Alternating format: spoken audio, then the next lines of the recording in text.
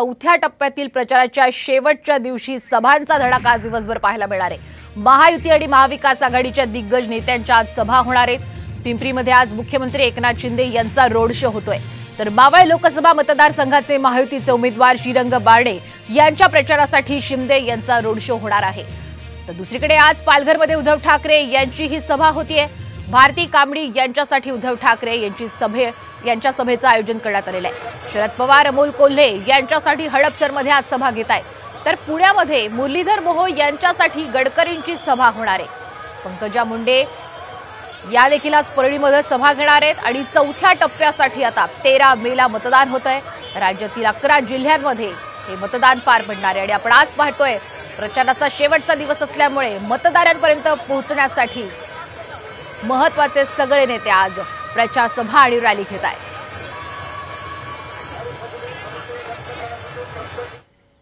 आज प्रियंका गांधी नंदुरबारच्या दौऱ्यावर आहेत। महाविकास आघाडीचे उमेदवार गोवाल पाडवी यांच्या प्रचारासाठी त्या सभा घेणार आहेत। प्रियंका गांधी यांच्या स्वागतासाठी जय्यत तयारी सुद्धा करण्यात आलेली आहे। नंदुरबार शहरामध्ये मोठ्या प्रमाणात बॅनरबाजी करण्यात आलेली आहे। कालच या ठिकाणी मोदी यांची सुद्धा सभा झाली आणि त्यानंतर लगेच आज प्रियंका यांची सुद्धा सभा होतीये।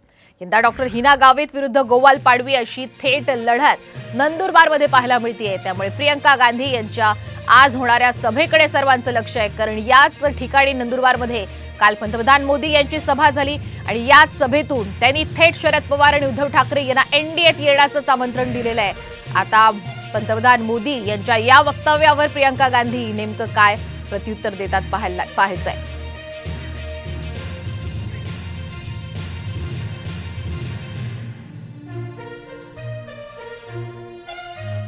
नंदुरबारमधील आपण थेट लढत पाहतोय। चौथ्या टप्प्यात ही लढत होणार आहे। डॉक्टर हिना गावित या भाजपकडून महायुतीच्या उमेदवार आहेत, तर महाविकास आघाडीकडून काँग्रेसचे गोवाल पाडवी हे रिंगणामध्ये उतरलेले।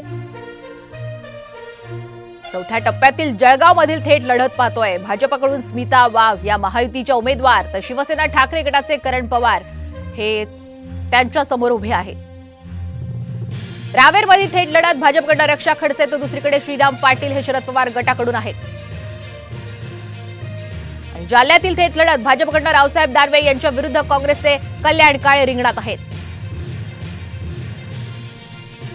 छत्रपती संभाजीनगरमधील थेट लढत एमआयएम पक्षाकडून इम्तियाज जलील, शिवसेना ठाकरे गटाकडून चंद्रकांत खैरे, तर शिवसेना शिंदे गटाकडून संदीपान भुमरे अशी तिरंगी लढत।